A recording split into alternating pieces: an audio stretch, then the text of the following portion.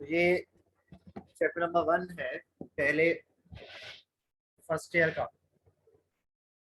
पहले ये 1 कर लेते हैं, फिर इसके बाद 3 करेंगे। तो जो गैप आएगा 1 जब खत्म होगा तो आप जो है फिर वो इतनी देर में नमाज पढ़ लेना। अच्छा देखो बेटे, चैप्टर का नाम है इंट्रोडक्शन टू बायोलॉजी।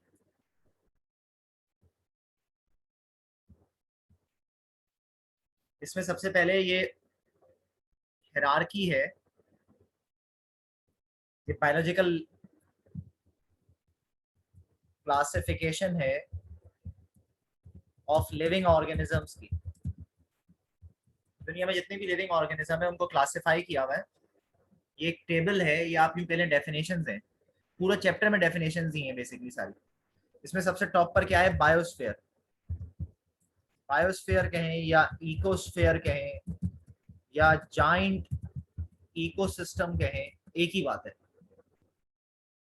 वो पार्ट ऑफ द अर्थ जहां पे लाइफ पॉसिबल है, जहां पे जानदार जिंदा रह सकते हैं, उसको बायोस्फीयर कहते हैं।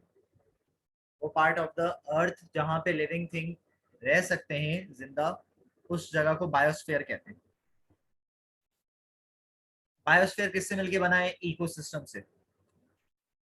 एक साइंटिस्ट थे, उनका नाम था टांसले। उन्होंने ये टर्म इंट्रोड्यूस कराई थी इकोसिस्टम की। अब इकोसिस्टम कहें, इकोलॉजी कहें,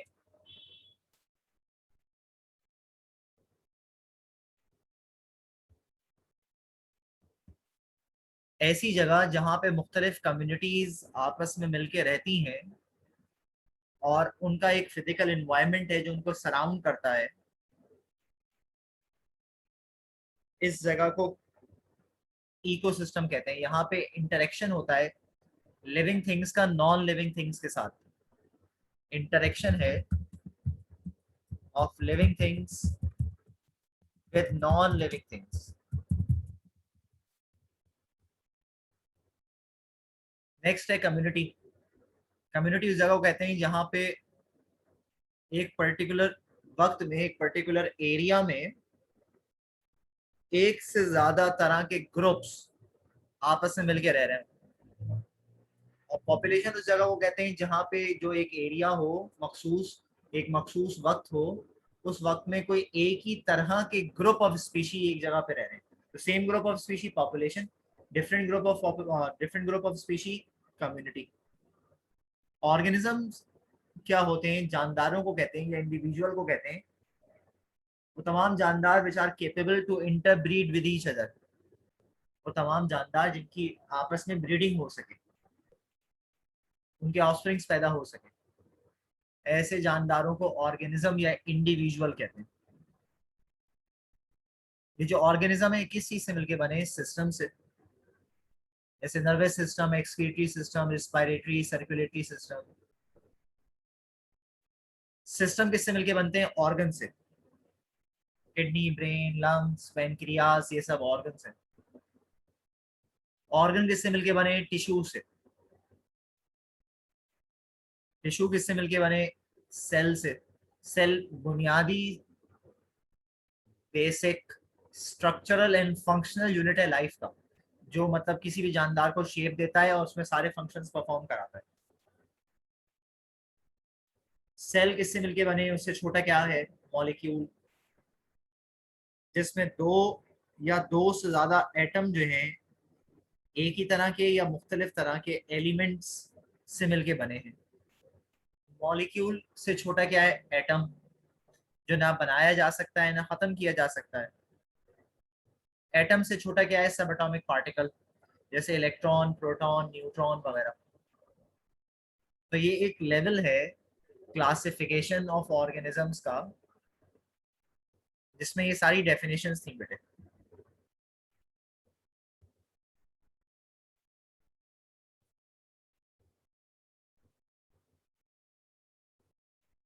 इसके बाद एक 5 किंगडम क्लासिफिकेशन है, 5 किंगडम्स की क्लासिफिकेशन है। तो यहाँ आपको लिखी भी नजर आ रही होगी। सबसे पहले तो ये क्लासिफिकेशन ऑफ किंगडम जो है वो दी थी एक साइंटिस्ट ने,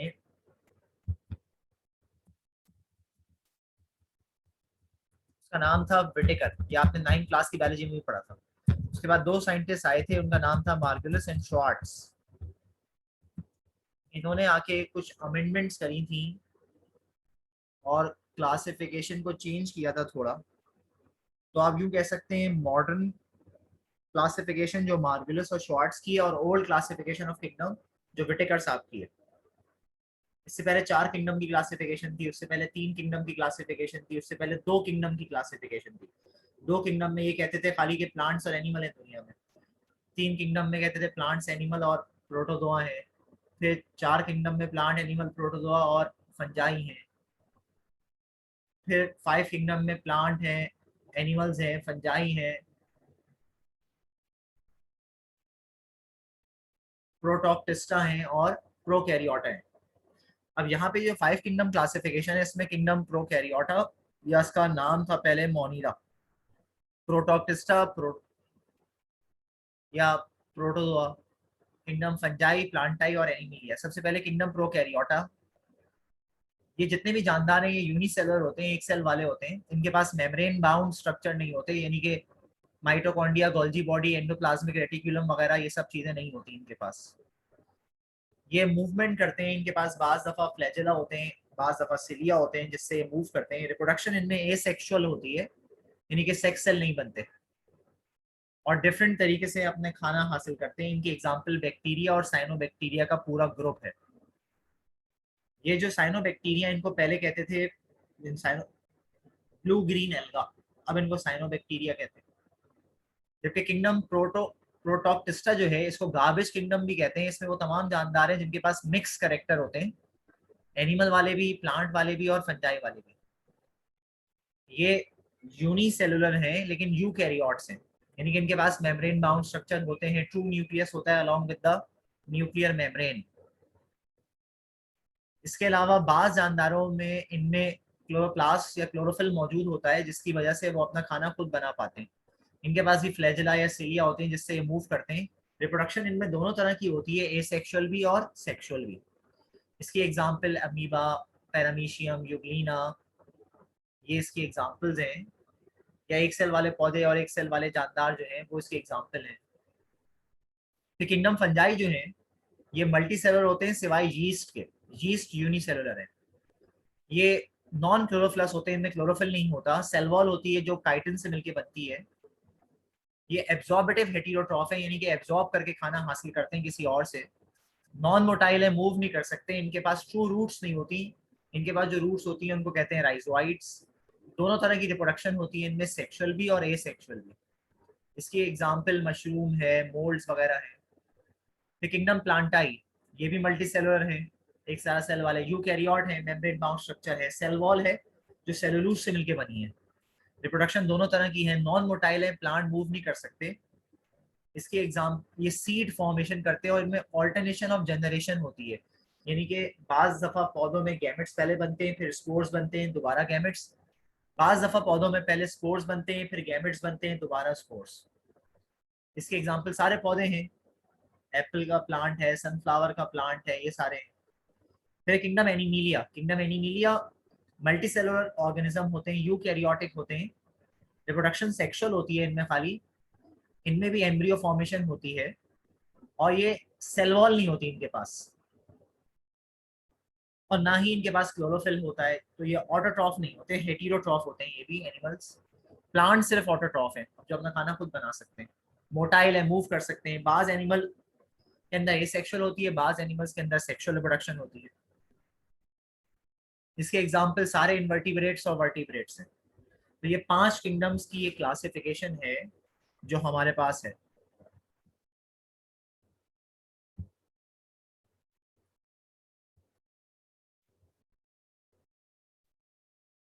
सेप्रोबिक, सेप्रोबिक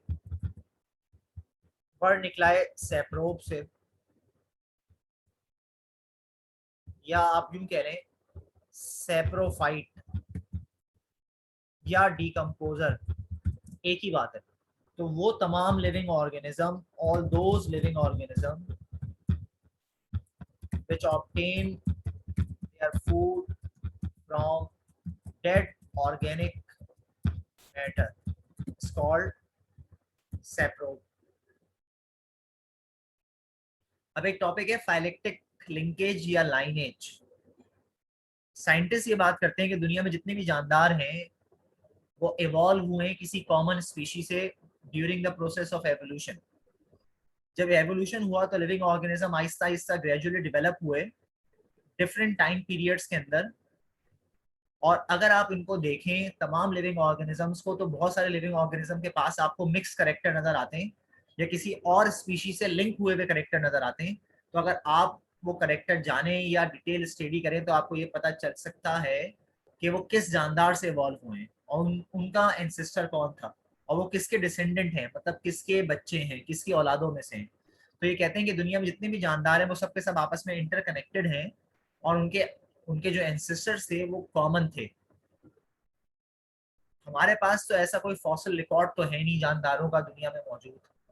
तो ये बातें एक तरह के हाइपोथेटिकल स्टेटमेंट्स हैं जो साइंटिस्ट देते हैं, वो भी सिर्फ इस वजह से क्योंकि कुछ जानदारों में, जितने भी जानदार हैं उनके पास कुछ कॉमन करेक्टर्स हैं जिसकी वजह से वो ये बात करते हैं कि तमाम के तमाम आपस में कनेक्टेड हैं और ये इवॉल्व हुए हैं एक दूसरे से ही। इस चीज को कहते हैं फाइलेक्टिक लिंकेज या फाइलेक्टिक लाइनेज।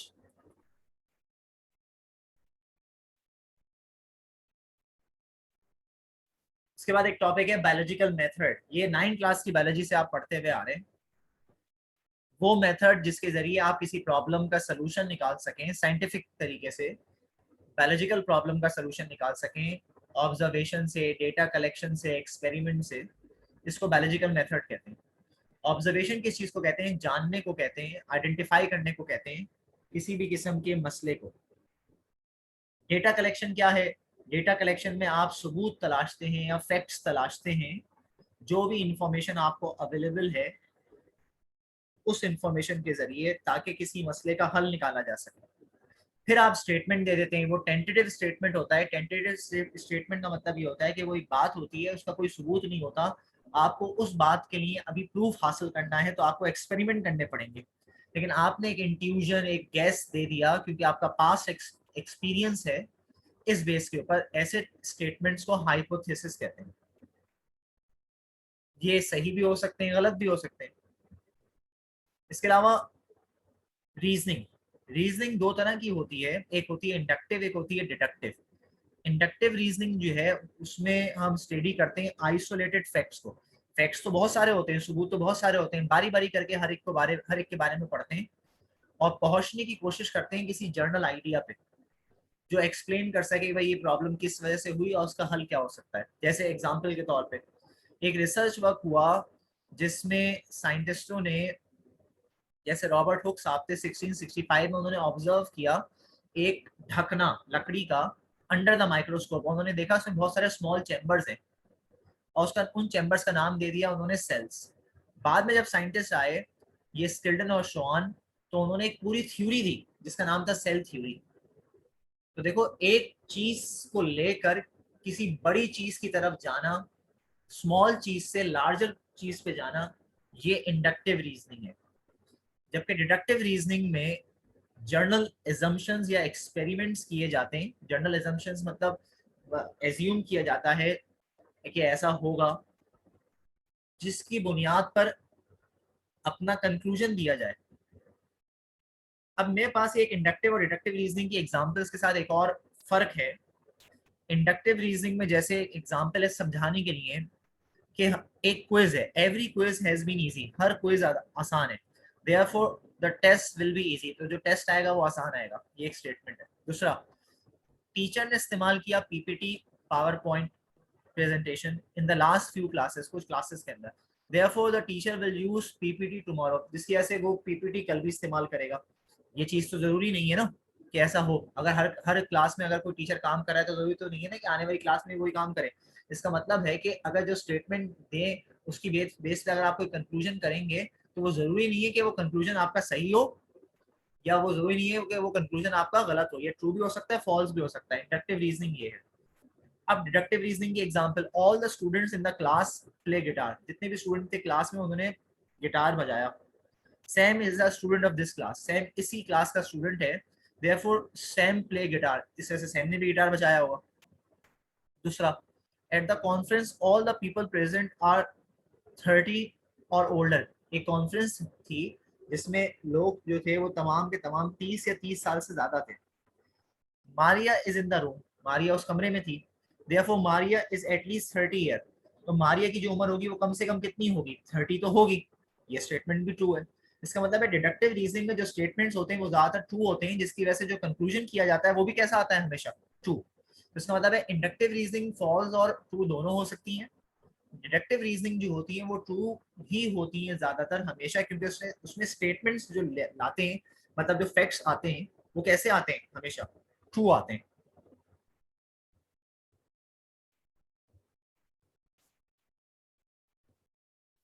फिर आप एक्सपेरिमेंट्स करते हैं ताकि आपको और सबूत हासिल हो जाए और आपकी बात जो आपने करी है उसका कोई सबूत मिले आपके पास। अगर वो सबूत मिल जाता है तो आपका रिजल्ट करेक्ट साबित होता है। आप कंक्लूजन करते हैं अपने एक्सपेरिमेंट और ऑब्जर्वेशन की बेस पे कि भाई मैंने जो कहा था आप देखें मेरे पास सबूत भी है इस चीज का।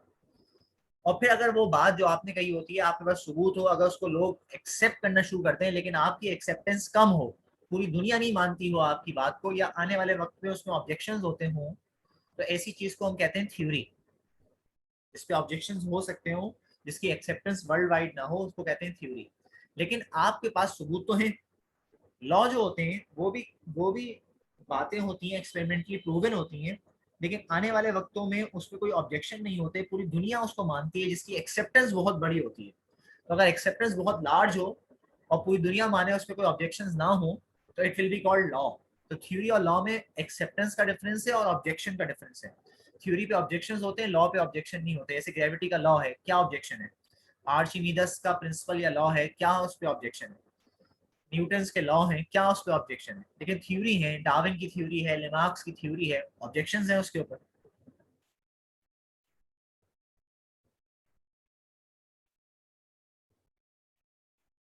इसके बाद नेक्स्ट है इम्यूनाइजेशन।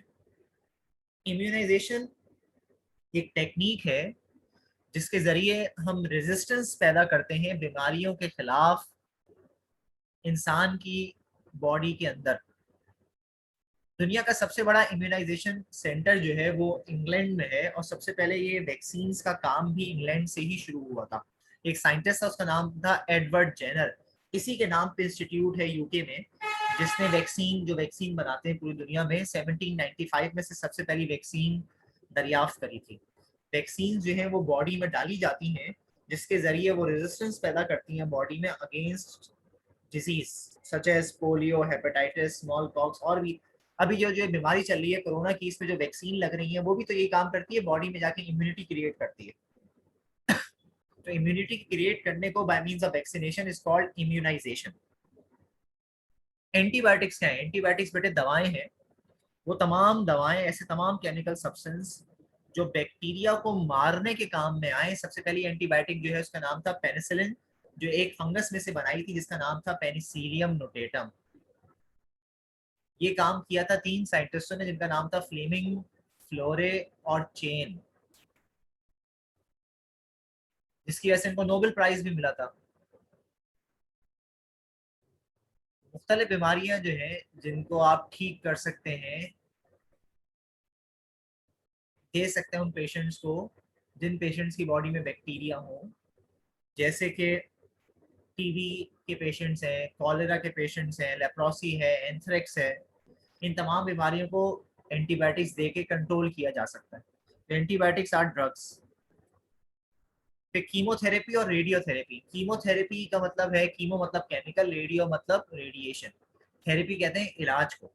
तो कीमोथेरेपी के जरिए मतलब केमिकल्स देकर इंसान की बॉडी में कैंसर के सेल जहाँ पे मौजूद है उन सेल्स को खत्म किया जा सकता है। और रेडियोथेरेपी में रेडिएशन के जरिए बम्बार्टमेंट करते हैं उस जगह पे जहाँ पर कैंसर के सेल मौजूद हों, ताकि उनको खत्म किया जा सके। ये जो बेटे लेप्रोसी वर्ड है, लेप्रोसी एक बीमारी का नाम है, इसको हम उर्दू में कोढ़ की बीमारी कहते हैं।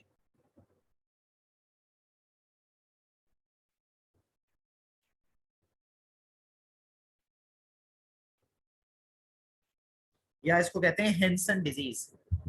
हेंसन डिजीज लेप्रोसी को ही कहते हैं हेंसन डिजीज। ये एक लॉन्ग टर्म इन्फेक्शन होता है माइकोबैक्टीरियम लेप्रा, माइकोबैक्टीरियम लेप्रा। ये बैक्टीरिया इंसान की बॉडी में दाखिल हो जाता है जिसकी वजह से बीमारी हो जाती है। वो डैमेज कॉज करता है नर्व्स को, रेस्पिरेटरी ट्रैक्ट को, स्किन को और आईज को।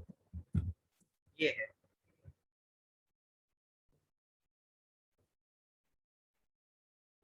उसके बाद नेक्स्ट है हाइड्रोपोनिक्स। हाइड्रो का मतलब है पानी, पोनिक्स का मतलब है ट्रीटमेंट। हाइड्रोपोनिक्स इसको सॉइल लेस कल्चर टेक्निक भी कहते हैं या वाटर कल्चर टेक्निक भी कहते हैं। वाटर कल्चर टेक्निक भी कहते हैं। ये पूरी दुनिया में इस्तेमाल होती है, ज्यादातर उन जगहों पे इस्तेमाल होती है टेक्निक जहाँ पे वाटर अवेलेबिलिटी ज्यादा नहीं है, सही पानी अवेलेबल नहीं है, या ऐसा ग्राउंड जो इनफर्टाइल है, जरखेज नहीं है जमीन जहाँ की, वहाँ ये टेक्निक इस्तेमाल होती है। इसमें क्या करते हैं, बड़े बड़े टैंक्स बनाते हैं, उसमें पानी भर देते हैं और बीज डाल देते हैं। उसमें सारे मिनरल्स, आइंस, सब चीजें मौजूद होती हैं जिन चीजों की मौजूदगी में सीड ग्रो करने लगता है, उसमें से पौधे निकल आते हैं और फिर उन पौधों को डेवलप किया जाता है। तो मिट्टी के बगैर ये काम हो रहा है सारा का सारा। इस टेक्निक को हाइड्रोपोनिक्स कहते हैं। इसके जो एडवांटेजेस हैं वो ये हैं कि जब आप मिट्टी को इस्तेमाल ही नहीं करेंगे तो मिट्टी से रिलेटेड जितनी बीमारियां हैं वो भी नहीं होंगी पौधों को, पेस्ट नहीं लगेंगे, इंसेक्ट्स पैदा नहीं होंगे, वीड्स पैदा नहीं होंगे।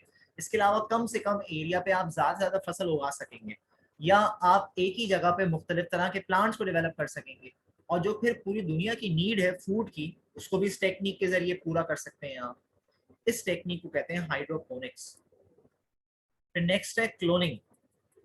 क्लोनिंग बेटे एक ऐसा प्रोसेस है जिसमें मुख्तलिफ इंडिविजुअल्स, उनके करेक्टर्स को प्रोड्यूस किया जा सकता है asexually by copying a cell या by copying their genetic information.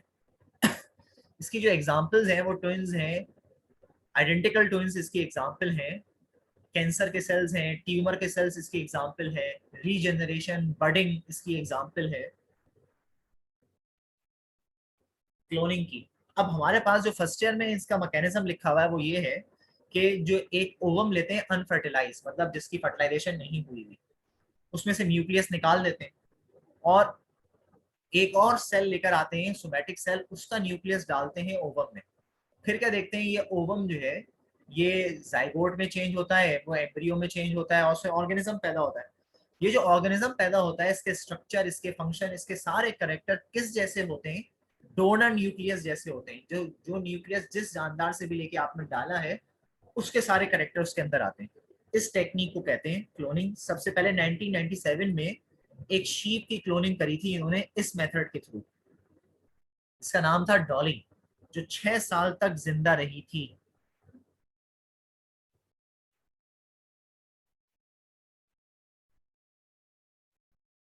फिर बेटे ब्रांचेस हैं बायोलॉजी की, जैसे मॉलिक्यूलर बायोलॉजी है। मॉलिक्यूलर बायोलॉजी किसकी पढ़ाई है, ये स्ट्रक्चर्स और फंक्शंस की पढ़ाई है मॉलिक्यूल्स की, जो फॉर्म करते हैं सेल्स और ऑर्गेनेल्स को। माइक्रोबायोलॉजी किसकी पढ़ाई है, माइक्रो ऑर्गेनिजम्स की पढ़ाई है, जैसे वायरसेस, बैक्टीरिया वगैरह की। इन्वायरमेंटल बायोलॉजी किसकी पढ़ाई है, ये स्टडी है एनवायरमेंट की और उसके अफेक्ट्स जो ऑर्गेनिजम्स के ऊपर आ रहे हैं उसकी। इसको पहले इकोलॉजी कहते थे। मैरीन बायोलॉजी किसकी पढ़ाई है, उन ऑर्गेनिजम्स की पढ़ाई है जो सी या ओशंस या पॉन्ड्स में रहते हैं और उनके ऊपर जो फिजिकल और केमिकल करेक्टरिस्टिक्स जो एक्ट करते हैं उस एनवायरमेंट में। फ्रेश वाटर बायोलॉजी किसकी पढ़ाई है, फ्रेश वाटर लिविंग ऑर्गेनिजम्स की, जो फ्रेश वाटर में रहते हैं, रिवर वगैरह में रहते हैं, और फिर उनको उनके ऊपर कौन कौन से केमिकल सब्सटेंस हैं या फिजिकल करेक्टर्स हैं जो उनके ऊपर असरअंदाज होते हैं। पैरासाइटोलॉजी किसकी पढ़ाई है, पैरासाइट्स की पढ़ाई है, उनकी लाइफ साइकिल्स की पढ़ाई है, वो कैसे बीमारियों को ट्रांसमिट करते हैं, इस चीज की पढ़ाई है। ह्यूमन बायोलॉजी किसकी पढ़ाई है, कि इंसानों की पढ़ाई है कि इंसान कैसे इवॉल्व हुए, उनकी एनेटमी क्या है, उनकी फिजियोलॉजी क्या है, कौन से करेक्टर इनहेरिटेड है उनके पास, कौन से करेक्टर इनहेरिटेड नहीं है। सोशल बायोलॉजी में हम इंटरेक्शन पढ़ते हैं, जितनी भी जितने भी जानदारों की पॉपुलेशंस हैं उनके बारे में, वो कैसे एक दूसरे के साथ इंटरेक्ट करते हैं, उनका बिहेवियर क्या है, जब कभी कोई पर्टिकुलर स्टिमुलस उनको मिलता है तो वो कैसे रिएक्ट करते हैं। और कल्चर कल्चरल कौन सी चीजें हैं जो उनके बिहेवियर पे असरअंदाज होती हैं। बायोटेक्नोलॉजी रिसेंट ब्रांच है बायोलॉजी की जिसमें हम पढ़ते हैं डेटा और टेक्निक्स इंजीनियरिंग की और उनका अमल दखल किसके ऊपर, लिविंग थिंग्स के ऊपर, कि कैसे उनकी बेहतरी के लिए हम मशीन्स को या साइंस को और उसकी टेक्निक्स को इस्तेमाल कर सकते हैं ताकि हम इंसानों की फलाह बहबूद के लिए काम कर सकें। इसके अलावा ये बेटे एक टेबल है, जियोलॉजिकल टाइम स्केल कहते हैं इसको, इसको आपको याद करना पड़ेगा। इसमें जब से अर्थ बनी है और आज तक का टाइम फ्रेम बांटा हुआ है इन्होंने 4 एरा में। सबसे ऊपर है सीनोजोइक एरा, उसके बाद है मीजोजोइक एरा, फिर एक है पीलियोजोइक एरा और एक है प्रोटीरियोजोइक एरा।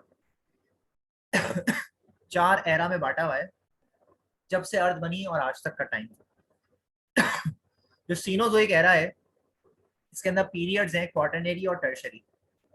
मीजोजोइक में क्रेटेशियस पीरियड है, जोरासिक है और ट्राइएसिक है। पीलियोजोइक में 6 पीरियड्स हैं, परमियन, कार्बोनिफेरस, डिवोनियन, सिलोरियन, ऑर्डोवीसियन और कैम्ब्रियन। प्रोटीरियोजोइक में कोई पीरियड नहीं है। अच्छा, अब अगर चलें नीचे से ऊपर की तरफ तो प्रोटीरियोजोइक ये 2000 से 3000 मिलियन साल पहले का टाइम है। सबसे पहला स्केलेटल एलिमेंट यहाँ पे इवॉल्व हुआ, यहाँ पैदा हुआ। सॉफ्ट बॉडी जानदार भी पैदा हुए यहाँ पर। पहला एनिमल के ट्रेसेस आपको यहाँ से मिलते हैं। फिर पीलियोजोइक एरा का जो कैम्ब्रियन पीरियड है इसमें सबसे पहली फिश और सबसे पहला कॉर्डेट पैदा हुआ। ऑर्डोवीसियन में डाइवर्सिफिकेशन हो गई, यानी कि फैल गए जानदार, उनकी फैमिलीज दुनिया में। सिलोरियन पीरियड में पहला वेस्कुलर प्लांट, लैंड प्लांट, जमीन पे पाया जाने वाला पौधा बना। डिवोनियन में पहला एम्फीबियन और जॉ रखने वाली फिशेस पैदा हुई। कार्बोनिफरस पीरियड में पहला रेप्टाइल या वो दरख्त जिनके स्केल्स होते हैं या सीड फंड्स पैदा हुए कार्बोनिफरस में। फिर परमियन पीरियड में मेजर एक्सटिंक्शन हुई। मेजर एक्सटिंक्शन का मतलब है बड़े बड़े पैमाने पर खात्मा हुआ जानदारों का और रेप्टाइल्स पूरी दुनिया में फैले हुए थे। ट्राइएसिक पीरियड वो था जिसमें पहला मैमल पैदा हुआ और फर्स्ट डायनासोर भी पैदा हुआ।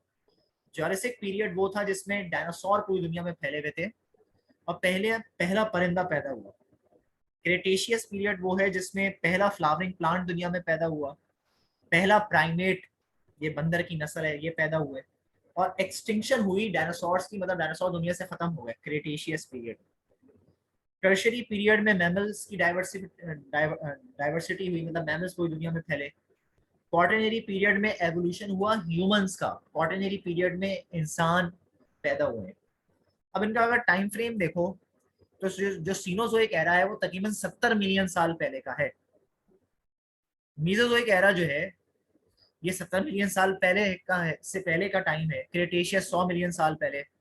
जोरासिक जो है वो 150 से 200 के दरमियान में। ट्राइएसिक 200 से 250 के दरमियान में।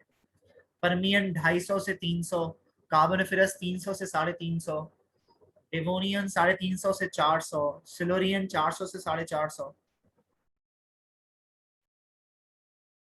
ऑर्डोवीसियन 450 से 500। कैम्ब्रियन 500 से 550 मिलियन साल पहले का टाइम है।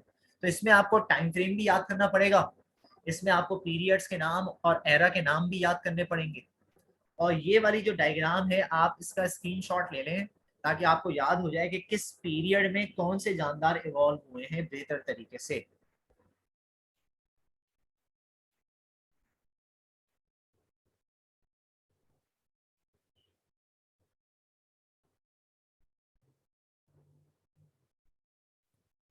इसके अलावा एक टॉपिक है बेटे शॉर्ट सा, अगर एक दो बात कर लें, बस आखिरी बात कर रहे हैं, इंटीग्रेटेड पेस्ट मैनेजमेंट या बायोलॉजिकल कंट्रोल। तो बेटे ये क्या चीज है? एक ऐसा तरीकेकार, एक ऐसा method, it is a method to control pest by biological means